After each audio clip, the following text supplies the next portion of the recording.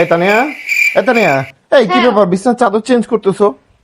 তুমি তো বললা যে তোমার শালা আসবে, তো রুমটা গুছাই দিতে হবে না? বেড কভার গুলা চেঞ্জ করে দিচ্ছি, এখন তো আবার আরেক রুম গুছাইতে হবে। আবার আরেক রুম গুছাইতে হবে কেন?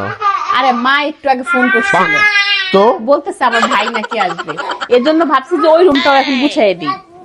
হায় রে আল্লাহ, মাথার বুদ্ধি রে, মেয়ে মানুষের বুদ্ধি। তোমার তো এখন আবার আরেকটা রুমও গুছাইতে হবে। আরেকটা রুম আবার কেন গুছাইতে হবে? আরে তোমার বাচ্চার মামা আসবে না, তার জন্য তো আরেকটা রুম গুছাইতে হবে। ওহো, উনারে কি আজকেই আসতে হবে? এখন আমি আরেকটা রুম কই পাই? বাসায় রুম হচ্ছে 3টা, এখন এক রুমে আমরা থাকবো, আরেক রুমে যদি ওনারা 2জন থাকে তো ওরা উপরে কি এই যে ভাবিদের বাসায় যে বলবো তাদের একটা রুম খালি আছে, ওই রুমটা গুছাই দিব। আল্লাহ, তুমি এই বুদ্ধি নিয়ে ঘুমাও কিভাবে বলো তো? তোমার ভাই কয়টা?